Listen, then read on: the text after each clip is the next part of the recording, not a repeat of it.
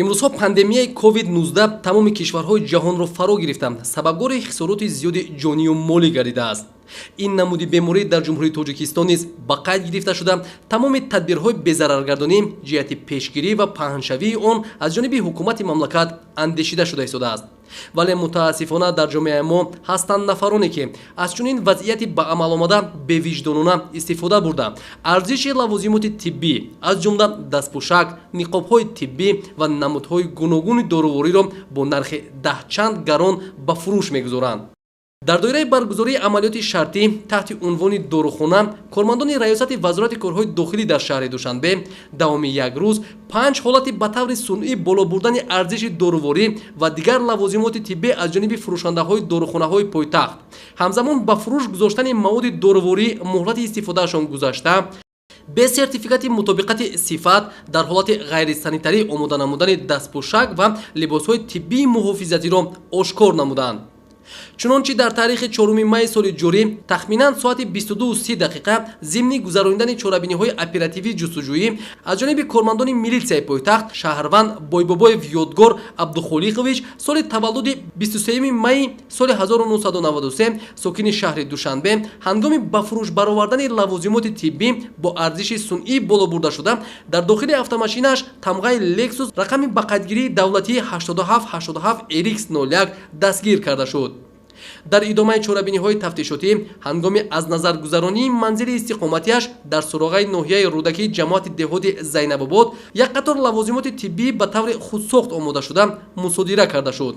аз ҷумла 15600 адад дастпӯшакҳои тиббии рангаш кабуд ва 88000 дастпӯшакҳои тиббии рангаш сафед ки нархи як қутии он 45 сомонӣ муқаррар шудааст, арзиши онро ба таври сунъӣ то 180 сомонӣ боло бурдааст. ба ин монанд 290 адад ниқоби тиббиро ки нархи як ададаш 2 сомонӣ тасдиқ шудааст, ба таври сунъӣ боло бурда бо арзиши 10 сомонӣ ба фурӯш гузоштааст.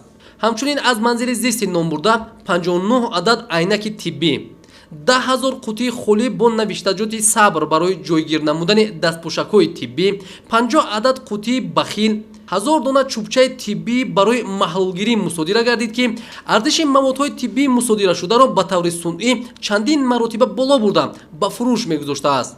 дар доираи тафтишот муайян карда шуд ки дастгиршуда бе маълумоти соҳавӣ ва гирифтани иҷозатномаи мақомоти ваколатдор дар шароити хона ғайрисанитарӣ ба омодасозӣ, нигоҳубин ва фурӯши маводҳои тиббӣ машғул шудааст. қобили зикр аст ки дастгиршуда Бойбобоев Ёдгор Абдулхолиқович аз ҳисоби ба таври сунъӣ боло бурдани нархи маҳсулоти доруворӣ ва фоидаи муфт ба даст овардааш дар як муддати кӯтоҳ 2 автомошинаи гаронарзиши хориҷии тамғаи Lexus RX 350-ро харидорӣ намудааст. дастгиршударо гарчанде ки зиёрати хонаи худо мушарраф гардидаасту атрофиён ӯро ҳамчун ҳоҷи Ёдгор эҳтиром мекарданд, дар моҳи шарифи Рамазон ба ҷои дасти ёри дароз намудан ба муҳтоҷону беморон бо мақсади қонеъ сохтани нафси бади худ ба амалҳое ки тақво ва имондории ҳар мусалмонро зери суол мебараду аз корҳои зишту гуноҳ маҳсуб меёбад даст задааст.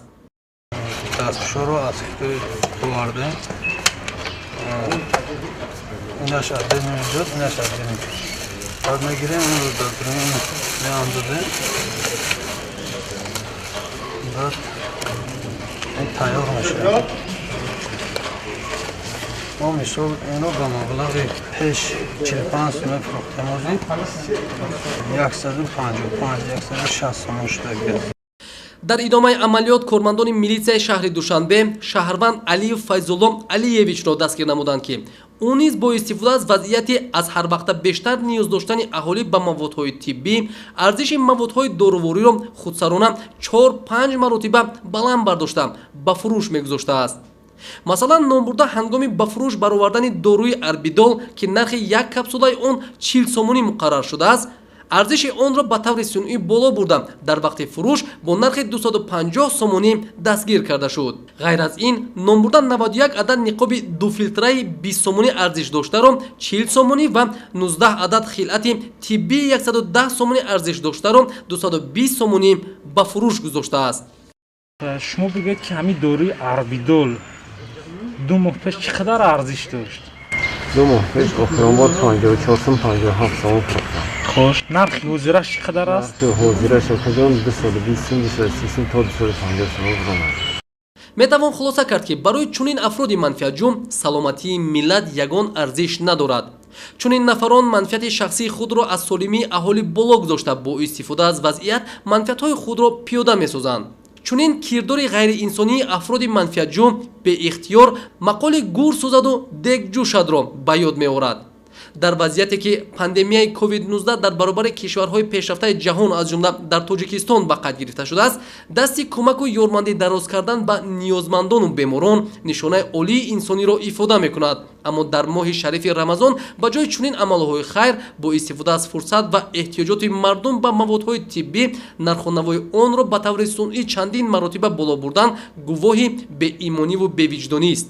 ҳамчунин дар доираи амалиёт кормандони милитсия дар ду ҳолат аз дорухонаҳои ҷамъияти дорои масъулияти маҳдуди Orion Farm ва ҷамъияти саҳомии пӯшидаи Азиз Вако дар маҷмӯъ 95 капсулаи арбидол миқдори зиёди дорувориҳои бадфирон, анафирон ва сиклофиронро мусодира карданд ки нисбат ба арзиши аслияшон чанд маротиба боло бурда ба фурӯш гузошта мешуданд. дар натиҷа нисбат ба нафароне ки даст ба қонуншиканӣ заданд маводҳо барои оғоз кардани парвандаи ҷиноятӣ тартиб дода шуда дар баррасӣ қарор доранд. бояд зикр намуд ки тамоми маводи дороворӣ ва лавозимоти тиббии мусодира гардида тавассути сохторҳои тандурустии шаҳри Душанбе ба беморхонаҳои пойтахт тақсим карда шуданд. дар чунин вазъият ниҳодҳои дахлдор аз ҷумла хадамоти назорати давлатии тандурустӣ ва ҳифзи иҷтимоии аҳолӣ, кумитаи андоз, агентии Тоҷикстандард ва хадамоти зидди инҳисорӣ бояд ба кори худ ба таври зарурӣ машғул шуда пеши роҳи боло бурдани нарху навои маводи доровориро гиранд. нафароне ки аз оҷизии беморону корафтодагон истифода бурда мехоҳанд маблағи зиёд ба даст оранд, на танҳо дар назди имону виҷдони худ ва шариати ислом, балки дар назди қонун ҳатман ҷавоб мегӯянд.